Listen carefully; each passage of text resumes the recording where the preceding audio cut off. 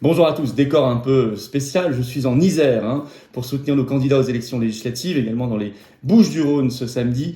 La liste de nos candidats est d'ailleurs sur le site des Patriotes. Moi-même, je le suis dans la 6e circonscription de Moselle, celle de Forbach. Alors aujourd'hui, Zelensky. On a dit Zelensky dans une vidéo récente est démasqué. Vous allez voir qu'il l'a été encore plus ces derniers jours. Démasqué dans ce qu'il appelle lui-même l'euro-atlantisme, ce qui fait qu'il n'apparaît pas comme une solution de paix.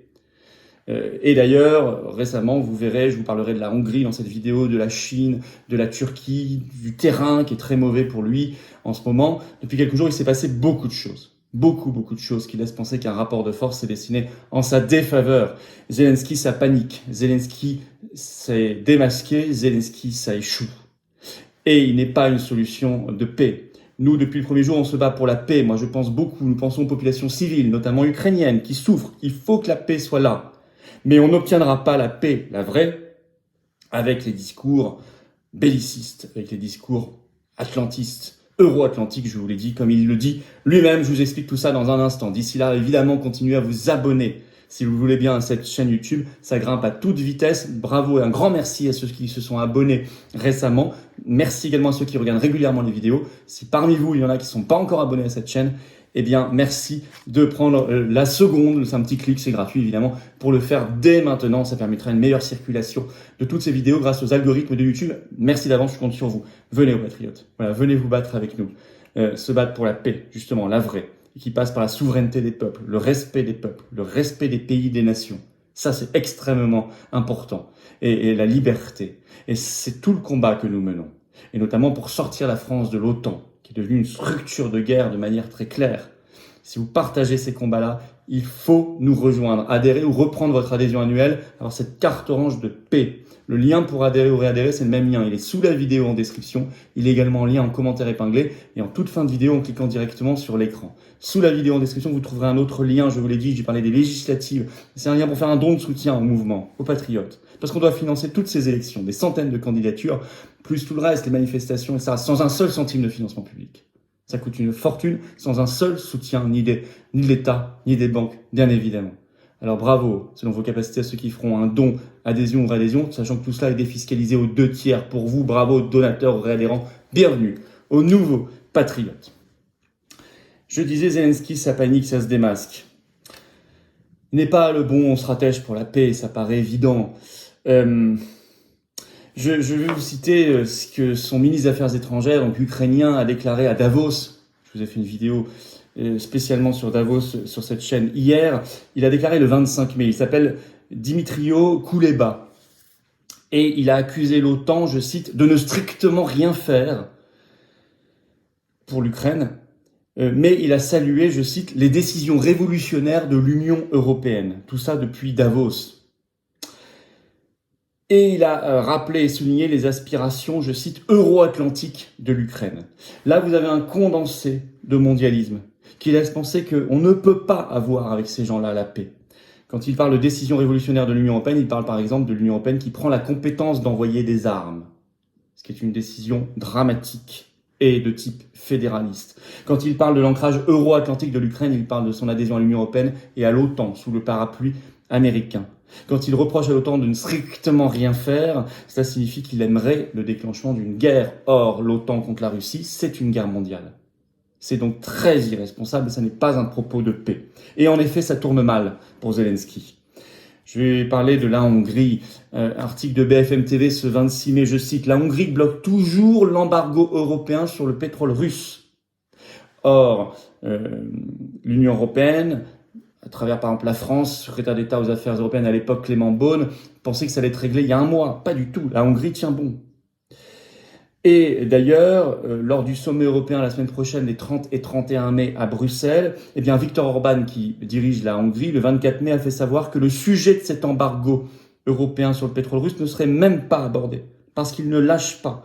Il ajoute, cette sanction causerait, je cite, de graves problèmes d'approvisionnement en Hongrie. Cette position où il tient bon, où il met son veto, rend fou les eurogagas. On peut citer par exemple l'ancien ministre italien et député européen italien Sandro Gozzip, très proche de Macron, qui déclare sur BFM TV ce 25 mai, je cite, « Nous sommes exposés au chantage de la Hongrie ». Et vous comprenez, à parté, pourquoi le 9 mai à Strasbourg, Ursula von der Leyen et Macron ont tous deux réclamé la fin de l'unanimité sur tous les sujets dans l'Union européenne, c'est-à-dire la fin du droit de veto des États membres qui permettrait plus, par exemple, à la Hongrie de faire ce qu'elle fait en ce moment. Pensons bien à cela, c'est une question de souveraineté nationale. De toute façon, nous sommes pour le Frexit, que la France quitte l'Union européenne, bien évidemment. Mais autre blocage, ça tourne mal pour Zelensky. Cette fois, la Turquie, par rapport à l'adhésion que chacun pensait qu'elle avait faite déjà de la Suède et de la Finlande à l'OTAN. La Turquie met son veto, la Turquie membre de l'OTAN parmi les 30 membres dit non, à tel point que ce veto n'est pas retiré, à tel point que Macron en est contraint à défendre la souveraineté de la Suède et de la Finlande dans le discours, en disant c'est leur choix souverain de rejoindre l'OTAN, ce qui est hallucinant. Ainsi, comme le rapporte France 24 le 26 mai, Macron enjoint Erdogan à respecter le choix souverain, je cite Macron, de la Finlande et de la Suède. C'est assez cocasse. Il a eu effectivement un entretien téléphonique avec Erdogan, Premier ministre turc, le 26 mai. Et cet article d'ailleurs de France 24 estime que, que cette adhésion à l'OTAN pour la Suède et la Finlande serait une rupture pour ces deux pays avec une longue tradition de neutralité, je cite, bien sûr. C'est ce qu'on appelle le remodelage mondialiste. Ces pays-là qui jamais n'ont adhéré, même pendant le pire de la guerre froide, à l'OTAN, cette fois-ci, le feraient. Ça s'appelle un grand remodelage mondialiste. Et nous devons en être conscients. Et ça n'est pas un projet de paix, bien évidemment. Le mondialisme est tout sauf un projet de paix. Mais sur le terrain, ça tourne mal aussi pour Zelensky. C'est ça qui est dramatique d'ailleurs pour la paix en général. Il n'est pas la bonne personne, il n'a pas la bonne stratégie. Il le sait. Confère, article du Parisien ce 27 mai, je cite, « Guerre en Ukraine. Comment la Russie gagne du terrain malgré la résistance acharnée des Ukrainiens », écrit d'ailleurs le Parisien. Je cite toujours l'article. « Les forces russes se rapprochent chaque jour un peu plus de Severodonetsk, ville de 100 000 habitants dans l'est de l'Ukraine. » Je cite toujours le Parisien. « C'est une prise indispensable pour contrôler totalement le Donbass, région de l'Est. Dans la région, je cite toujours le Parisien, de Lugansk, les Russes avancent dans toutes les directions à la fois. » Ça, c'est ce que dit le gouverneur régional Sergueï Gaïdaï. Et même Le Monde ajoute dans un article ce 28 mai que, je cite, la localité de Liman serait passée sous contrôle russe. C'est ce qu'a déclaré le 27 mai la République séparatiste de Donetsk. Ça tourne mal pour Zelensky. Ça tourne mal pour les mondialistes. À tel point d'ailleurs qu'on doit y ajouter dans cette analyse la Chine, de plus en plus engagée en réalité aux côtés de la Russie. Analyse chinoise qui transparaît ce 27 mai par l'ambassadeur de Chine en France qui était sur Europe 1. Il s'appelle Lu Shai et il déclare ceci, écoutez, la politique expansionniste de l'OTAN est la raison de cette crise profonde. Il a appelé à réfléchir aux raisons de cette crise profonde. Et il ajoute, il y a eu 5 cycles d'expansion de l'OTAN vers l'Est. Ce qui est d'ailleurs vrai, malgré toutes les promesses qui avaient été faites à la chute de l'URSS à la Russie en 1991, au moment d'ailleurs le pacte de Varsovie, qui était le pendant à l'Est de l'OTAN, lui était dissous. L'OTAN aurait dû être dissous à ce moment-là. Et l'ambassadeur de Chine en France ajoute ceci. Ce n'est pas seulement la position de la Chine, c'est aussi le point de vue de beaucoup d'Occidentaux. Oui, même s'ils n'ont pas le droit de citer dans les grands médias, c'est la réalité. Un point de vue, pour le coup, là, de paix et d'intelligence, sur lequel nous n'avons jamais varié depuis le début, avant et après cette guerre. Ainsi, ça tourne mal pour Zelensky et les mondialistes. Il n'y a pas d'issue dans la voie actuelle. Pas d'issue de paix, en tout cas. La paix, ça passe par stopper l'OTAN.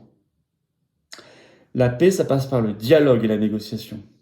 Pas l'envoi d'armes, notamment par l'Union européenne, de manière totalement irréfléchie. La paix passe par un statut de neutralité de l'Ukraine, je le dis depuis la première heure. La paix passe par des référendums locaux dans l'est du pays pour savoir ce que eux veulent faire. Ukrainiens, autonomes, indépendants, russes, à eux de voir. Tout ça se négocie et se discute. La stratégie de Zelensky est bien trop proche des milieux atlantistes, de l'OTAN, de l'État profond américain, de l'Union européenne, pour incarner une solution de paix, bien évidemment, et nous en avons la démonstration éclatante ces derniers jours. Alors nous allons suivre ça de près en espérant, bien sûr, qu'il y ait un sursaut vers la paix. Et Zelensky, lui, il est démasqué. Et il est en grande difficulté, ça tourne mal pour lui. Voilà ce que je voulais vous dire aujourd'hui. Écoutez, faites circuler ces analyses, ces vidéos, parce que nous avons besoin de rétablir la vérité dans un déluge de propagande. Le meilleur moyen de faire circuler, évidemment, c'est de vous abonner à cette chaîne YouTube. Si ce n'est pas encore fait, un petit clic, une seconde, c'est gratuit. Un grand merci à ceux qui se sont parmi vous abonnés récemment et ceux qui vont le faire dès maintenant. Et puis venez vous battre pour la paix avec nous, vos patriotes. Voilà, avec cette carte orange de paix, je le dis et le redis parce que c'est la réalité. Vous avez vu nos aspirations, ce sont des aspirations de paix, de respect de la souveraineté des peuples et de respect de la France et de l'humanité.